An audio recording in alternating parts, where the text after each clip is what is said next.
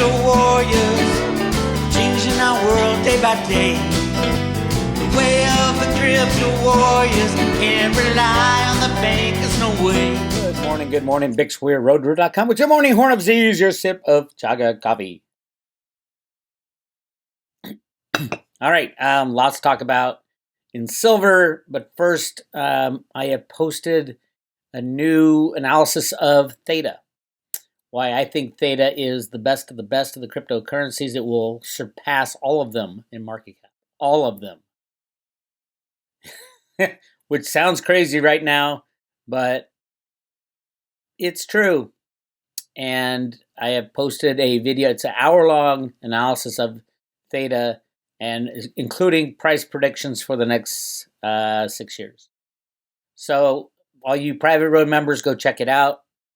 I also have the Theta private road page that teaches you how to buy, store, and stake Theta. You're going to want this one. You're going to need this one.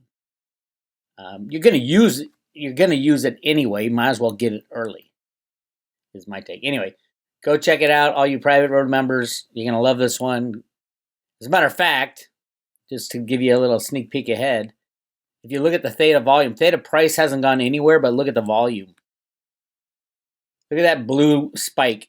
3.5 million Theta were bought and sold in the past 24 hours.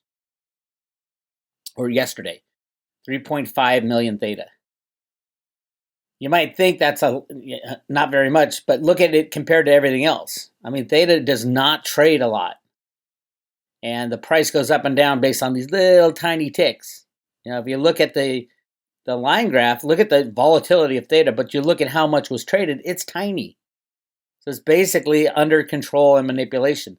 This was a big day, 3.5 million, which is what, a little over, about 2 million Theta tokens. Less than $2 million worth of Theta tokens. Not that much. Anyway, I'll talk about that in a second because I think we are getting into the hot spot for Theta. And if you have Theta, you should think about getting some more. You definitely should be staking it to earn Theta fuel because that world is changing. All right, let's talk about silver. It looks like they allowed silver to go up $1.03. That's a rare move. $1.03 is a rare move, almost 5%. Do I think the good guys are winning? No, it's a computer program. The good guys can click a mouse and destroy the entire financial system by allowing silver to be traded freely. Keep that in mind at all times. I don't think the bad guys have control anymore, but they are gunning for the 200-day moving average, which is right here. It is currently at $20.50. But as you can see from the last, let's go in here.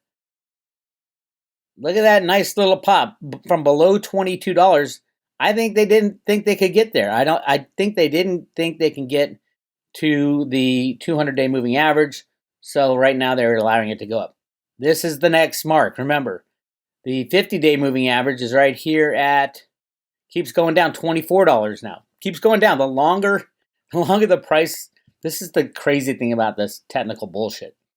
The longer the price hangs out below a certain marker, that marker comes down to meet the price. So this is how these squeezes happen, like right in here.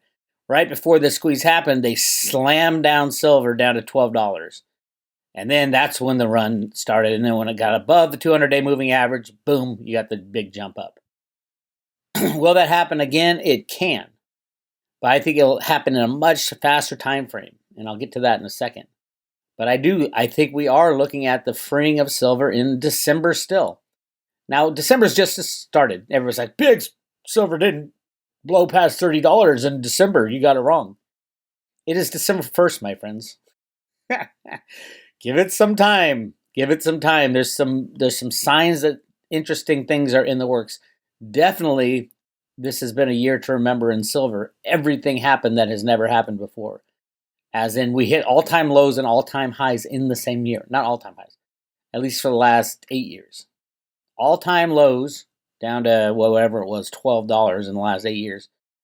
And then all-time highs, which were in this year, right in here, $29 for the last 6 years or 8 years.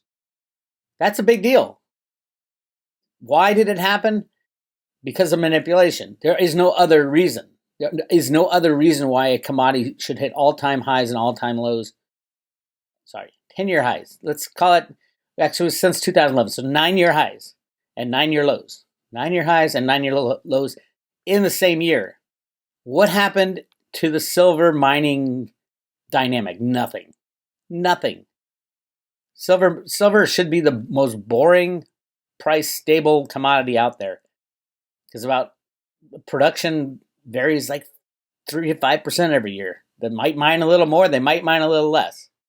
We might use a little more, we always use a little more. We rarely use a little less.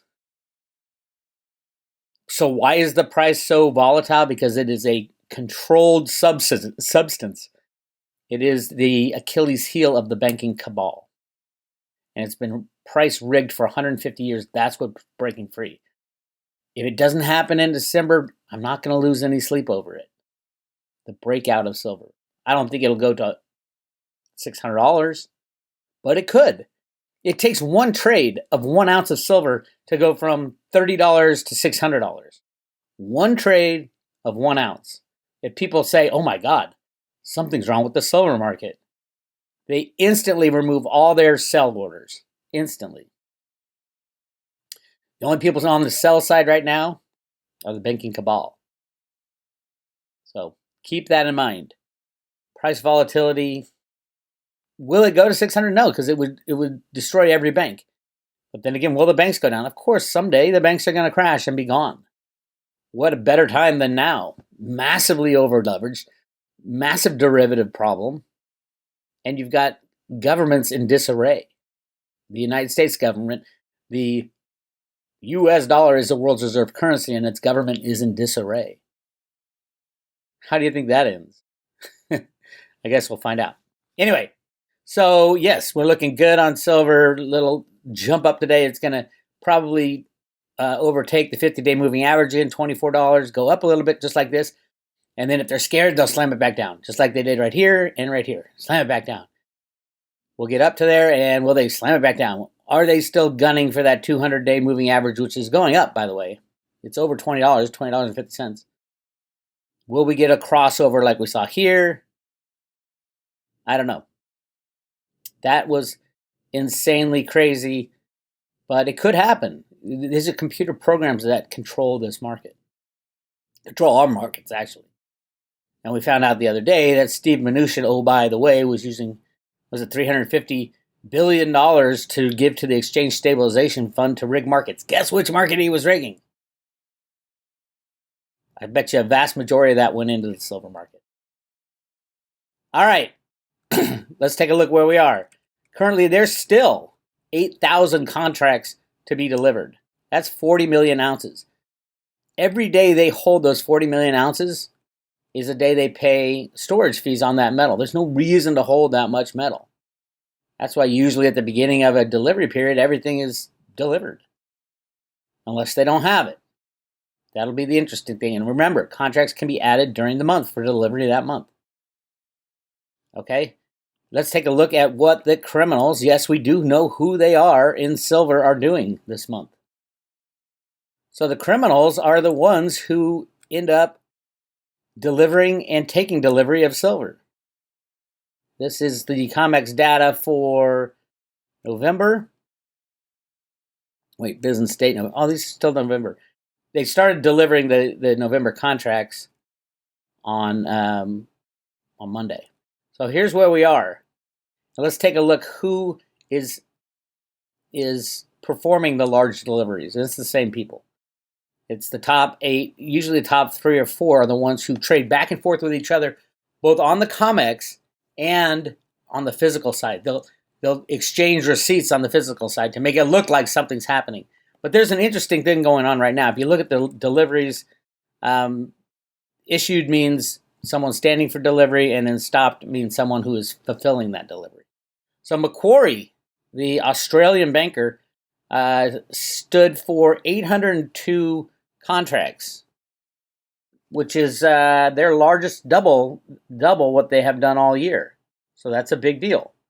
Let's see, 802 times 5,000 ounces per contract, 4 million ounces.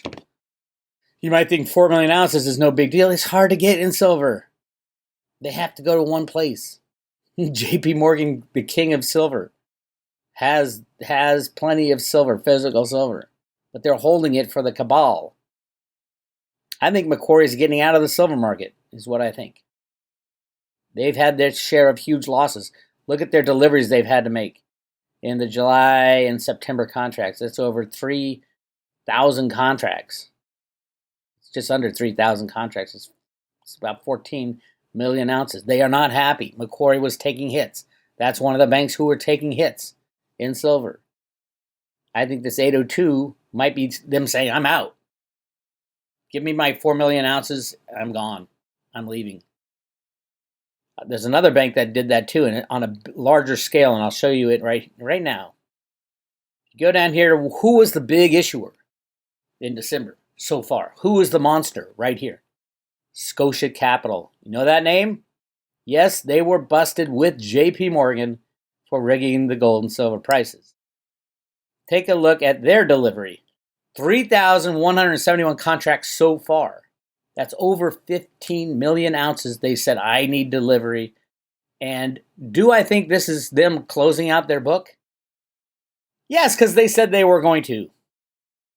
And they said, oh, we'll let it run out over time. The end of the year is, now this is back in April. Exclusive, Scotiabank to close its metal business, sources say, from Reuters. Bank of Nova Scotia told staff on Tuesday it would close the metal business, drawing the curtain on one of the most venerable names in precious metals trading. Two sources familiar with the matter told Reuters. Scotia was for years the world's biggest lender to the physical precious metals industry, with a history of stretching to its founding in 1684 of London gold dealer Makata Bullion, which it bought in 1997. Once a global player with more than 100 staff in offices in New York, London, and India and Hong Kong, the bank sharply downsized the business in 2018 after a strategic review and an unsuccessful attempt to find a buyer. But it remains one of the 5 banks that settle gold trades and one of the 12 market makers that provide liquidity in the London gold market. It is also a participant in daily auctions that set a globally used gold benchmark price. Why do you need daily auctions to set a globally used benchmark price? Why don't you just have a free market value of silver traded in a free and fair market? Because you have to rig the price of gold and silver. Quote, Scotia had a global call with all its metal staff and said it was shutting down its metal business, one source said. The plan is to unwind the metal business, said another. The plan is to unwind the metal business, and voila, here we are, the end of an era. Scotia Capital walking away with their 3,171 contracts so far, probably go up a little bit, which is over 15 million ounces of physical silver. They are walking away from the metals business. You will not see much of Scotia Capital anymore. The end of the end, and it was a rough year for them. They were probably one of the largest losers in metals trading in throughout the entire year, this crazy year, and silver especially. They will never touch silver again with a 10-foot pole. Bank of America, I think, as well. Bank of America, it's interesting as you look, they in their customers side, they issued 539, and then their house side, they gave 628. So basically, they covered their customers' withdrawal. So they don't have any bank with JP Morgan. This Scotia Capital came directly from JP Morgan. They trade metal back and forth, just like they trade contracts back and forth on the COMEX. What are the other big ones? Well, here's JP Morgan. Who was the provider of the Scotia Capital walkaway silver? It was JP Morgan right here, supplying 2,528 contracts of the 3,171. Basically, Scotia is leaving, is gone by the end of the year. JP Morgan said, okay, here's whatever their balance will have. They do this daily, trade back and forth. Actually, the CFTC in one of their investigations said just that. They said these large positions trade around a lot. With the computer, you can trade it around 50 times. You're colluding with Scotia Capital. It was already proven in court. Well, it wasn't proven in court. They both settled out of court, along with Citibank. But Citibank is mainly the derivative side. They don't deal much in physical. All right, who else has played a role? Not many. Now, these little players, this is the real silver market. They pulled silver out, the real stuff, but it's only tiny. The big stuff is left for the banksters. Look at Citi. Nothing. Hardly anything. The 1 year they got dinged was right here. Or the 1 month. In July, they took a huge hit. Had to pay up, 5 million ounces of silver. For Citi, that's a big deal because they don't deal in the physical. They don't have silver warehouses anywhere. They do not like the physical, but they do like rigging markets with derivatives. All right, so far this year, we've had close to 5,000 contracts, which is 25 million ounces. And don't forget, there's still 8,000 left remaining and anything new. So that's 13,000. 17, what was it? 17.5? Well, we can look right here in July. 17.2 is the record. 17.2 is the record on the COMEX. That happened in July. Will we get there? I don't know. Remember, anybody can come in and buy a contract and deliver instantly on the COMEX. If you were going to take down the banking cabal, is that something you would do? Probably, if you didn't want to telegraph your position. So I think keep an eye out all year. Right now we're at, let's see, 47. I'm going to add this up and write it down. 47.68 plus what's currently open interest for December, 83.05. Right now it's 13.073. Write that down, Bix, because I'm going to watch this all December. 13.073 is the open interest plus current deliveries. And again, 13.073, but the record is 17.294. And this is hard to come by silver. Back the rest of the year, it was J.P. Morgan fulfilling their obligation that they made to the DOJ in their settlement. They had to puke up 300,000 or 300 million ounces of physical silver and give it back to the world. And that's what was done.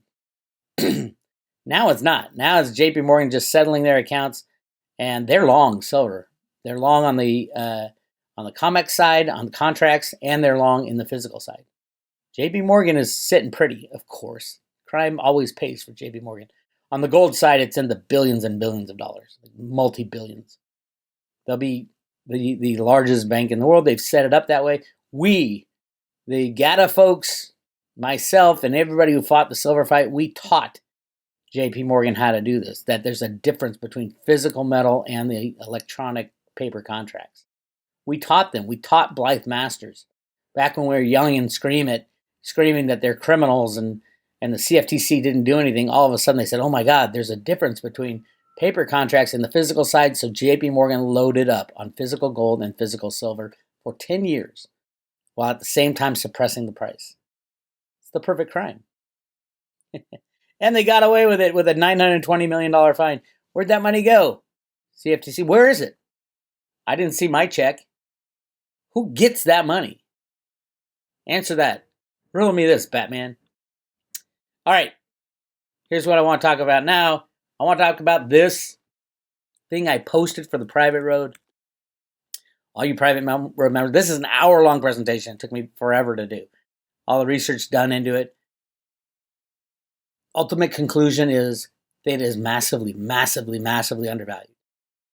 But I'll show you why, and it's once you watch this video, it's really easy to understand why it is massively undervalued, how important it is, and how many investors outside of the crypto world will be flooding into Theta, and individuals studying, just literally dying to participate in that the whole protocol. So yes, the theta price is maybe 100 or 1,000 times undervalued. And I go through the pricing and all that and how to get it. And that's the key. You gotta know how to get it, you gotta know how to store it, and you gotta know how to stake it. And that's what I walk you through on the private road. All you crypto people who love cryptos, hell, the Theta protocol is half crypto. It's got a crypto component to it. It's not the big part of Theta. Theta is a technology, a necessary technology. It's the future of the internet, but all this stuff needs funding. So it's also there's economic incentives to fix the internet. Crazy stuff. And I think when people figure that out, I think crypto investors will be the last to figure it out. Crypto investors chase price. So everybody's chasing after XRP right now. I had a dream, by the way, about XRP. And yes, it did go to zero. And no, it's not a banker coin. It is a coin started by a couple rogue bankers, deep state bankers, but the banking cabal would never implement XRP globally. They would never, ever, ever give up that control. So I don't know. Yeah, I know why it's going up, because it's massively hyped and it's part of the banking cabal. If Tether's going up, they're going to pump XRP. But my dream on right around a day before, I think it was, right around the decision they make who will be president on December 14th. I think it was December 13th or 14th. XRP had a big mother of all crashes. Maybe it's because Trump is going to take him out. He's going to shut down all the banking, the crypto cabal, as I call them. So that would be Tether, XRP, EOS. Well, not EOS anymore, Block 1 definitely. And then a bunch of other coins connected, not necessarily take out the coin, but take out the people associated with it, criminals that put it up. So XRP, you take out Ripple, good night XRP. And they like to say, no, it's completely separate. No, it's not. It's not completely separate. Who owns the vast majority of XRP? The Ripple Corporation. This little tiny handful of bankers that the bankers don't even like. The Federal Reserve doesn't like them. The BIS doesn't like them. I mean, you're fooling yourself if you think XRP is going to be the future of banking. And when it got lumped in with the quantum financial system, this showed me, oh my God, the whole thing's a fraud. So that's my take. Hey, do with it what you will. Road to Ruta members, be out of XRP by the 13th or 14th of December. That's my take. That was my dream. And we'll see. The good thing is all these predictions, most of them are short term.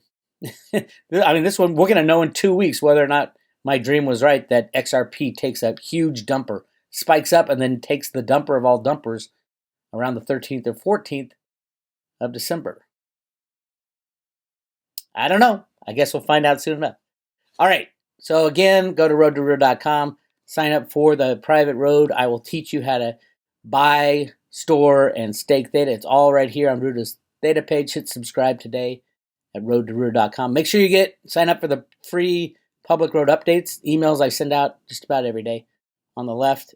And then if you subscribe to a year-long membership, I send you 25 Theta and 25 Theta Fuel already loaded on a paper wallet.